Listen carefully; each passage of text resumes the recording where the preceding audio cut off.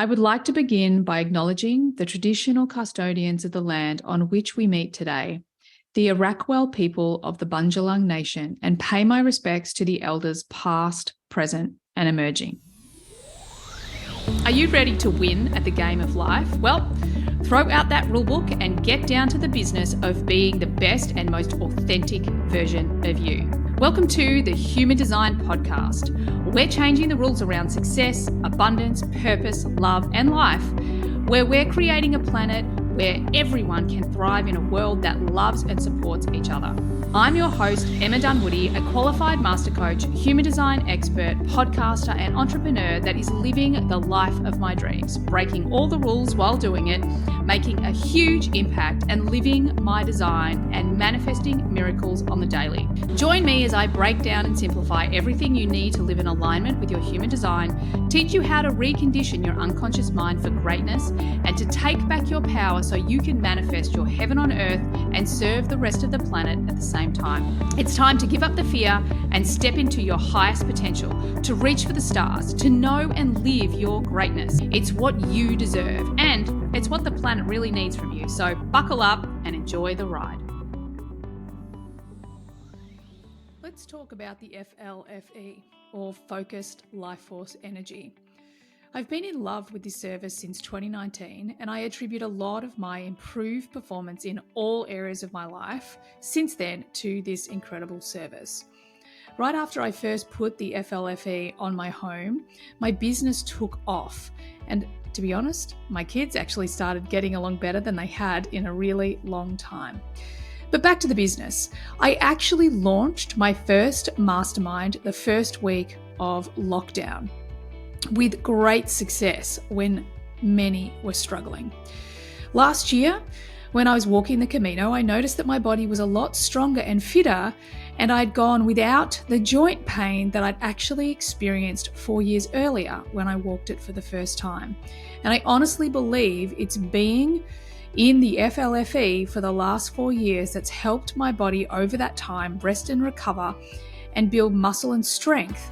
And as I've navigated a number of significant challenges over the last 4 years, like losing both my parents, the end of a 24-year marriage, and building a 7-figure business, I often hear from friends how amazed they are by how quickly I move through challenge, how quickly I get to a place of love, releasing the pain, the trauma, and the conditioning much faster than many, and I know that I get to letting go and love much faster than I used to. The FLFE raises the consciousness of a building or a place or device that it's connected to, meaning that everything and everyone in the vicinity of this higher consciousness field accesses more love, healing, success, and joy than when you were swimming around in the standard collective consciousness. This gives you access to greater inspiration, ideas, thinking, healing, dimensions, grace, and all sorts of good things. To top this all off, the FLFE mitigates EMF. It actually transforms the harmful non-native EMF frequency into good, healing, and protective frequency of shungite. My dog Alice cannot get enough of my phone ever since I switched it on, often sleeping with her head directly on it. Jeffrey and Clayton, the founders and creators of this service, are on a mission to raise consciousness and to get their incredible service to as many people as possible. And so, it is very affordable, and you can try it for free for 2 weeks with no obligation. And if you like it, then you can sign up. Check out the links in the show notes and turn your home and office into a temple. Hey everyone, and welcome to today's episode. Well, today I want to share a personal story that I found myself in just yesterday, that I think is something that as human beings, we find ourselves in this situation so often. And as I had my awakening, my realization, let's be honest, my remembering of what was really going on in the situation, I realized that this is such a great example of what us line fives are here to teach the world. So yesterday afternoon, I was having a conversation with my ex-husband, and we were talking about something. And he started talking about his perception of how I was dealing with the separation, with the divorce. So he's standing in front of me. He's telling me all these things that he perceives of me. And inside of me, I'm like, what planet are you living on? Like, who do you think I am? What is going on? And, we continued through this conversation, and I walked away and I was just thinking, like, this is just so weird. Like, he could not have read me and the situation more incorrectly. And to be honest, I ruminated over it for a long time. There was a part of me, because as humans, we need to be, especially women, we need to be understood. There was a part of me that wanted to write a massive email about how specifically he had no idea what he was talking about. Of course I didn't, but I'm human, and often this is where we go to. Now, as I am ruminating, as I am, in my ego, let's be honest, trying to prove, at least in my own mind, the truth of the situation, of course, I just had this very clear, my 43 moment, my insight. And I was like, oh my God, that was all his projections. All of them, all of his wounds, all of his projections, all the stories, all the pains, all the hurts that he is not willing to see, acknowledge, and accept about himself. So what does he do? He projects them onto a line 5. That's me. Boom, right? So in that moment, I was like, that's why it felt so alien. That's why it felt, God, you couldn't have read me wrong. Because honestly, everything that he was saying, I was like, I'm pretty confident that's you. You're just not admitting that to yourself. So the reason why I share this story with you today is, as human beings, we all project who we are onto others. We try to make the things that we think are right for everyone. We see people as we are, not as they are. And one of the great lessons that line 5s are here to teach the world is, because we have this amplified projection field, and that amplified projection field is this, I will project my wound onto you. And it's an unconscious thing in people who are very unconscious. It's very unconscious. The more conscious the other person becomes, the more they come to you saying, hey, I've got this thing going on. Can you help me with it? They're consciously aware that it's their problem, and they can feel that you can help them heal it. So why I want to share with this story is that, yes, this is an amplified experience for us line 5s. And I want all those line 5s out there just to feel seen in that moment of, what are you talking about? You could not be getting me more wrong right now. And that moment of, hang on a second, this is actually about you, not about me. But all humans are projecting this perception of themselves onto others. They are all unconsciously believing that, or unconsciously programmed to think that the other person is the same as them. So if they have got something going on, they actually project it onto you. They tell you what's wrong with you. They tell you what you need to fix. They tell you their opinions, their unwanted opinions. And we see this so much in social media, right? Where people are leaving really awful comments, and these comments are just a direct reflection of the human leaving the comment. So the reason why I just wanted to share all of this with you is, I want you to go out into your day today, and I want you just to notice what you project onto others and what others project onto you.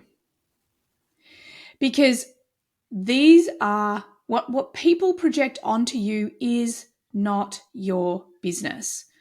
It's not your responsibility. What you project onto others, however, is your responsibility. Now, one of the 4 agreements, and I talk a lot about this book, I love the 4 agreements, and one of the 4 agreements is to not take other people's behavior personally. And let's be honest, I have been taking my ex-husband's behavior personally when I know better. He seems to be the only person left on the planet that I take his behavior personally. So clearly, this is still a growth area, a lesson for me to work on. But I want you to go out into your day and I want you to think about this agreement. Okay, I am not going to take other people's behavior personally because it's a projection of who they are or how they're hurting or what they frame their world as or their identity. And in the same breath, when you're not taking their behavior personally, what I do want you to do is I want you to notice what it brings up in you. Okay. And I'll give you an example in this situation. And again, this is me being very transparent and very honest. What it brings up in me is it brings up my inner child. It brings up a level of immaturity. And this is my attraction sphere in my Venus sequence. I have the 53. So it brings up this shadow of immaturity for me. And in this moment yesterday, it was really interesting because I even said, like, I'm not looking for this like just happy everyday life. I get that's what you want and that's what you've created, but I want to expand. I want to reach for the stars in a relationship. And that's my attraction sphere, the expansion, the superabundance. And this is what I want you guys to start to pay attention to. What happens inside of you when someone projects their stuff onto you? You can check your human design. You can check your attraction sphere if you want to, which is actually your design moon. We're obviously learning all about this in the Venus sequence with Elijah in HDX at the moment, which is why it's kind of on my heart, on my mind. But this is, again, why I love human design, because it just goes, wow, I'd flipped into immaturity. My inner child was waving the immaturity flag. What do I want? I want to grow from this moment. I want to grow from this experience. I want to become a better version of me. For me personally, one of the big things about my separation is I don't want to rush into another relationship. I want to heal my anxious attachment style. I want to heal that part of me that thought I couldn't fully be me and expand into my potential without the support of a partner. I want to heal all of these fears, all of these gaps, all of these holes, and I want to go into this new relationship as a whole version of me. I will be imperfect, and I'm pretty confident my healing journey will still be a journey to go on. It won't be complete, but this is how I really love to work with my human design, because it really helps me to see, okay, well, if I want to be this whole person in relationships, who am I being in this conversation I had with my ex yesterday? Wow, look what is showing up in that. And then all these new relationships, whether they be friendships, whether they be, I've met a couple of really fascinating, interesting men who have most of the qualities that are on this list, this heart list that I'm not overly attached to, because remember, attachment is not our friend. If we're attached to this list and this relationship we want to get into has to tick all the boxes, we don't want to be attached to that. However, I'm very aware of my red flags because I can see how I've ignored red flags in the past. But my point being, I'm using my intimate relationships and the projections that are happening, because I'm a line 5, so they're amplified with me, that are happening to see where I'm at inside, okay? Because my energy is reflecting out in my external world what's going on inside of me. So I want you to think about every line number in our profile, 1, 2, 3, 4, 5, 6. Whatever your line numbers are, so I'm a 3 and a 5. So in this lifetime, I'm here to really master experience and solutions and everything else that goes into being a 3-5. And I'm actually here to teach everyone else, all the other line numbers, how important experience and solutions and everything else that falls into those two line numbers, how important they are to all of us. So just because you don't have a 3 or a 5 in your profile doesn't mean that projection isn't an issue for you or experience isn't an issue for you. But what it means is that I am going to teach and I am going to lead from a place of teaching people to take imperfect action, right? That's an experience. That's a line 3 thing. I'm going to teach from a place of saying, hey, these projections that happen all the time, we've got to learn not to take them personally because I'm a line 5. So I live these experiences and then I go out and teach them to everyone else because they're still relevant to everyone else. It's like people in my life that, let's say, are a line 1. My eldest son, he has a line 1.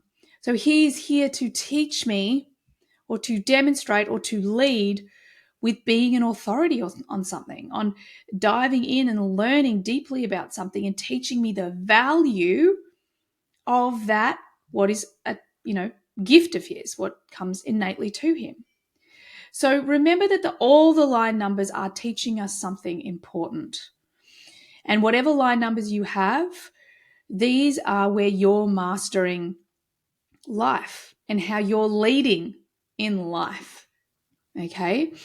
And it's also important to understand that we are learning from all the other line numbers. I am learning from, again, both my kids are line 4s, the importance of relationships and how big relationships are.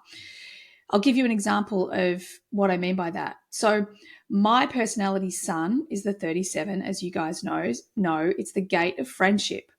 So something I know I'm brilliant at today is I'm a brilliant friend.